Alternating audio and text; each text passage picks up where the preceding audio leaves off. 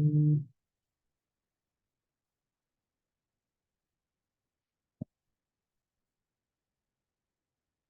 4월 8일 아침 묵상입니다.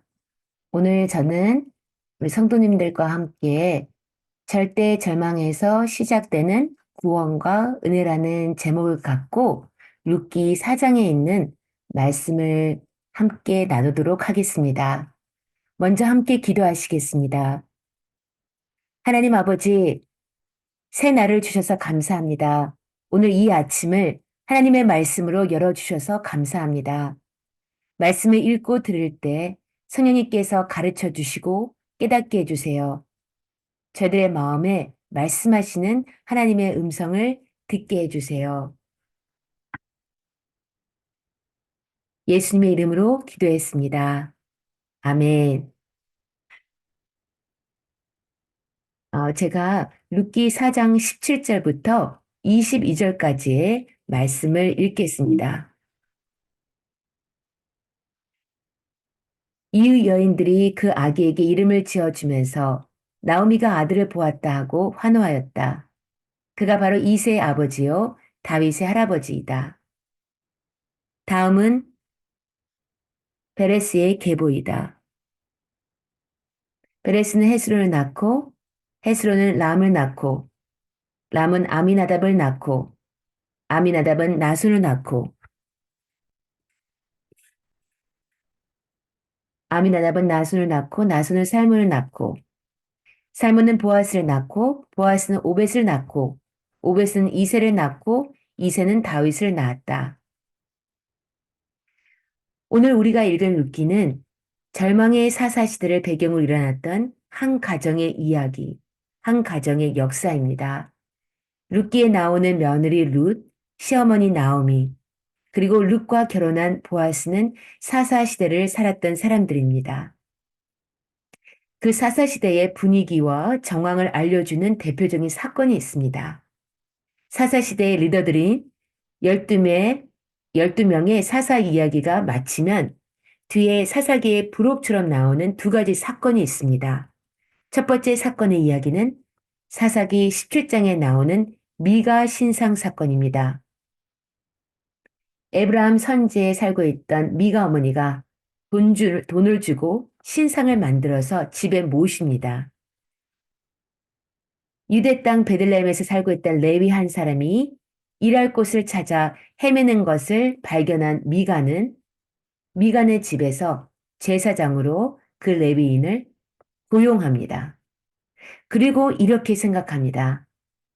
아, 이제 레위인이 내 제사장이 되었으니까 이제 여호와께서는 내게 복을 주시겠지. 또 하나의 사건이 바로 레위첩 사건입니다. 한 레위인이 첩과 갈등하며 살아가다가 도망간 첩을 데려오는 중에 베냐민 지파 땅에서 유숙하게 됩니다.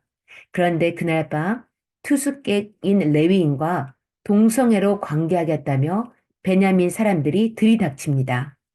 결국 그날 밤에 레위 첩이 끌려나가게 되고 밤새 윤관을 당한 후 죽습니다. 레위인이 충격을 받고 이스라엘에 이 사건을 고발한 후에 베냐민 지파를 나머지 지파들이 연합을 해서 전쟁을 합니다. 그 결과 베냐민 지파 남자들이 거의 멸절될 위기를 맞이합니다. 성경에 써 있는 엽기적인 사건들이라고 할 수 있겠습니다. 만약에 이 사사기의 두 사건을 드라마로 만들어서 1편, 2편으로 제작한다면 그 드라마를 바라보는 우리는 정말 사사시대에 소망이 없구나라는 것을 느끼게 됩니다. 그런데 이 두 편에 이어지는 또 다른 드라마가 있습니다. 바로 모든 성도님들이 너무나 좋아하시는 희망의 드라마 룻기입니다. 사실 사사시대는 하나님이 꿈꾸신 하나님의 나라라는 이상사회를 경영해야겠다는 게 갑봉상 맞습니다. 하나님께서 창세기 아브라함으로부터 시작하셔서 하나님 나라의 국민을 만드시고 출애굽기에서 하나님께서 이스라엘 국민들에게 모세오경 하나님의 법을 주시면서 하나님께서 통치하신다는 주권을 선포하셨습니다. 그리고 여호수아를 통해서 땅을 주셨습니다. 이제 국가에 필요한 세 가지 요소, 국민, 법, 주권, 영토가 갖춰졌으니 이제 사사시대는 이스라엘이 제사장 나라가 되는 사명을 감당하는 성숙한 하나님의 백성으로 하나님이 왕이심을 인정하고 하나님이 주신 법대로 하나님만 예배하고 이웃을 사랑하며 그렇게 살아야만 했습니다. 그래서 눈에 보이는 왕이 없어도 사람들이 자기 소견에 옳은 대로 행하여도 하나님의 뜻에 어긋나지 않는 모습을 보여줘야 했습니다.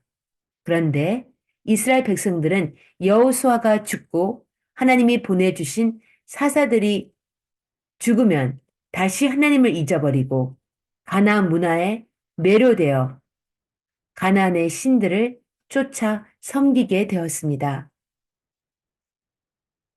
사사기가 절망으로 커튼을 닫습니다. 그런데 그것이 끝이 아니었습니다. 사사시대의 마지막 무대가 왕이 없어서 하면서 왕을 기다리는 그런 분위기로 마치는데 룻기는 그 왕을 등장시킵니다. 그 왕이 바로 다윗입니다.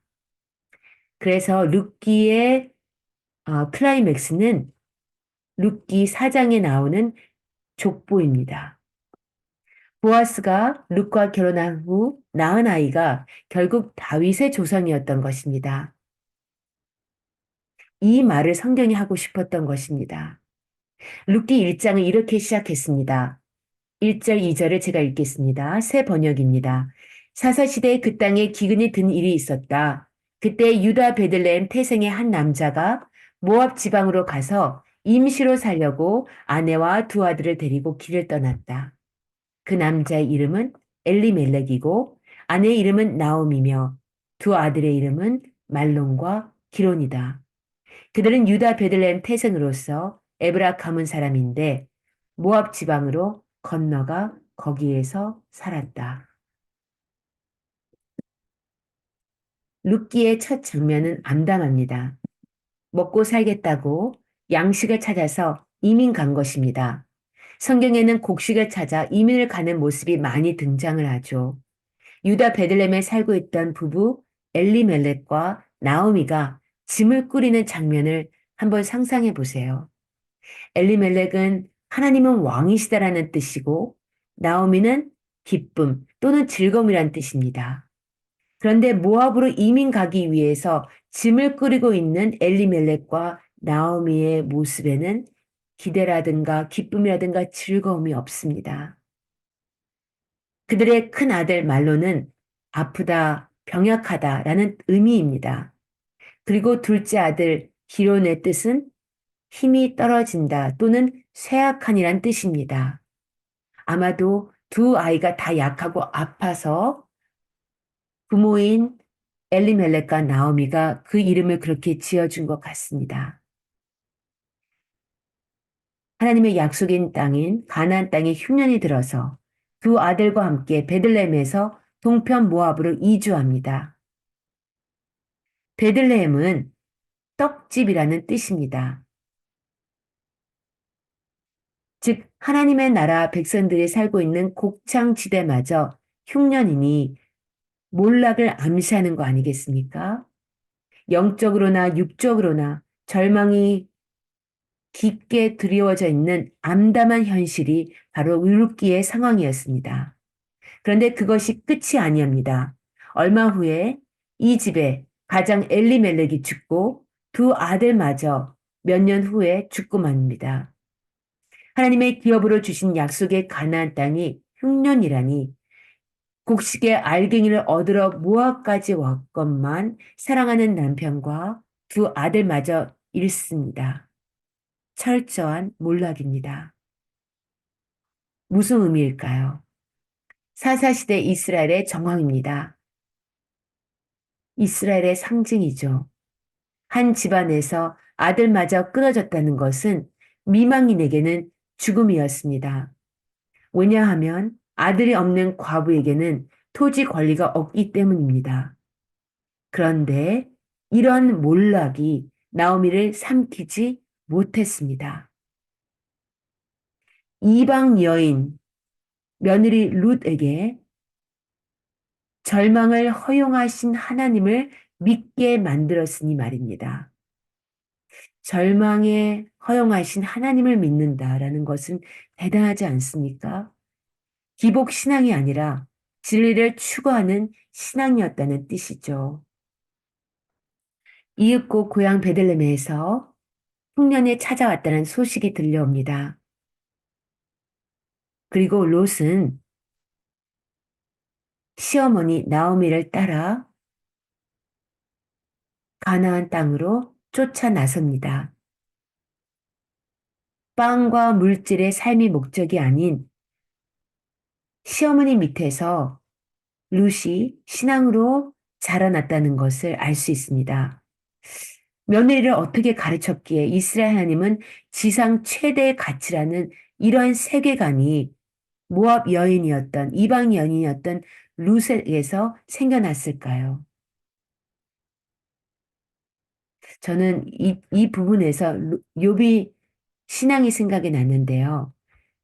재산과 자녀와 건강까지 다 잃은 총체적인 몰락 가운데 욥이 깊이 고뇌하고 질문하다가 결국 하나님을 만나고 깨닫지 않습니까?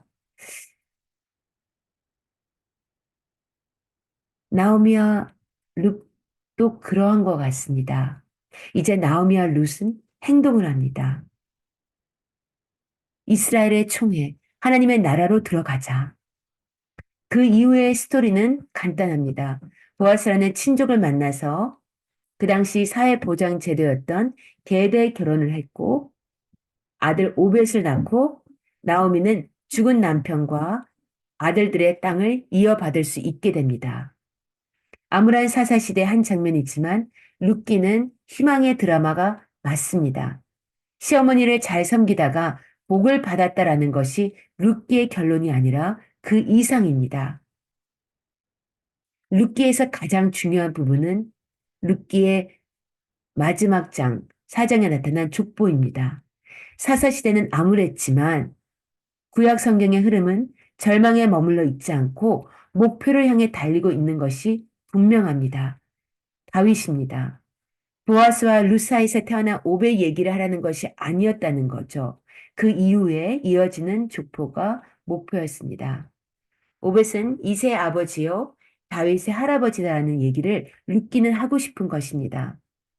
보아스의 먼 조상인 유다, 곧 야곱의 12아들 중에 유다 지파를 이룬 아들까지 족보를 타고 올라가더니 아래로는 다윗까지 이뤄내리는 룻기라는 성경의 속의 마음은 무엇이었을까요? 룻기는 예수의 족보를 겨냥하고 있는 것입니다. 역사는 흘러가는데 마치 일부러 누가 정해놓은 것 같다. 이런 것이 사실이라면 소름 끼치는 것 아닙니까? 그런데 우리는 이것을 하나님의 섭리라고 합니다. 사람은 자기의 인생을 자유의지를 가지고 일상생활을 하면서 살았을 뿐인데 시간이 지나고 나서 후에 평가해 보니 하나님의 경륜이었구나. 하나님께서 목적을 갖고 계획하시며 하나님의 절대 주권을 갖고 하나님의 나라를 경영해 오셨구나 라고 깨달아지는 이러한 순간을 우리가 마주쳤을 때 우리는 딱 한 가지를 할 수 있습니다. 예배입니다. 경배입니다.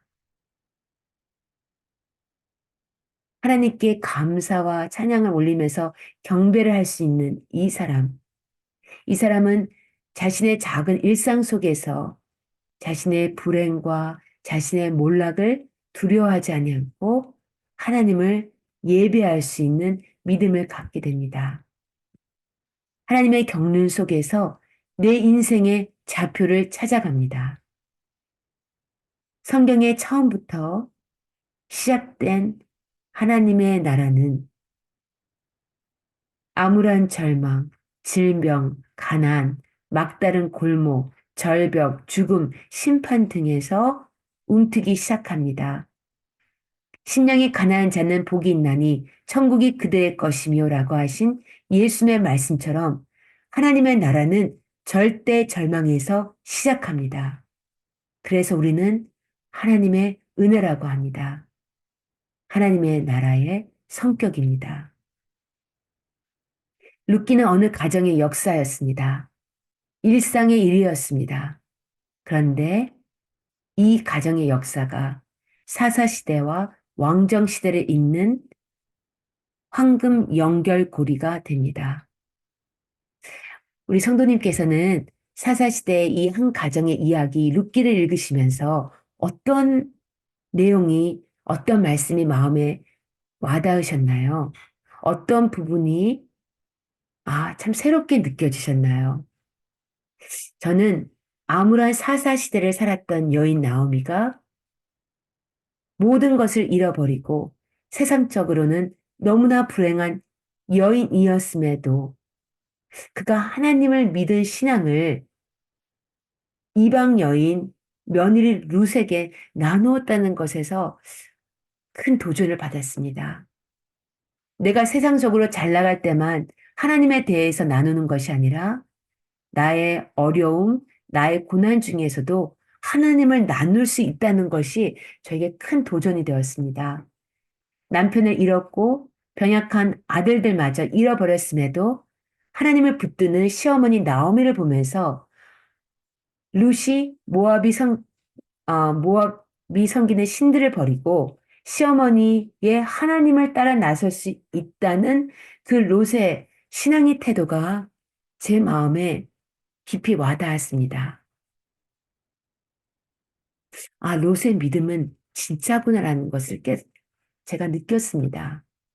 나오미와 룻을 통해서 이스라엘의 모델 왕 다윗과 그리고 그의 자손으로 영원한 왕이신 메시아 예수님을 오게 하시는 하나님을 바라보면서 하나님은 가장 연약한 자들을 택하사 하나님의 나라를 이뤄가게 하신다는 것을 제가 깨달았습니다. 그래서 저의 지극히 연약함, 저의 어리석음, 저의 부족함도 주님 안에서는 감사의 큰 조건이 될 수 있다는 것을 깨달았습니다. 우리 성도님들께서는 나는 연약해. 나는 지혜가 없어. 나는 너무 미련해. 이렇게 생각하시나요? 성도님들 그 연약함을 가지고 나의 지혜 없음을 가지고 주님께로 오시기 바랍니다. 그리고 하나님께서 하나님의 나라를 위해서 이렇게 연약한 우리를 어떻게 사용하시는지 기대하면서 하나님을 경배하시기를 예수 그리스도의 이름으로 축복합니다. 우리 기도하시겠습니다. 하나님, 하나님을 왕으로 모시고 살아가는 축복된 저희가 되게 하심을 감사드립니다. 하나님의 주신 생명과 성령의 법대로 살아가면서 주님의 통치만 받겠습니다. 하나님의 말씀을 기뻐하며 살아가겠습니다. 우리에게 인생의 여러 흉년이 찾아올 때 하나님께 묻고 여쭙고 듣고 분별하며 하나님의 인도하심을 받아 살겠습니다. 주님, 주님의 백성으로 그렇게 살아갈 수 있도록 주님, 우리들을 도와주시옵소서. 저들의 연약함을, 저들의 무죄한 모습을 가지고 주님께 달려가서 주님으로부터 고침을 받고 하나님의 나라 일꾼으로 살아가는 복된 우리 생명생 교회 성도님들과 제가 될 수 있도록 성령님, 저희들 안에서 충만히 역사에 주시옵소서. 예수님의 이름으로 기도했습니다. 아멘.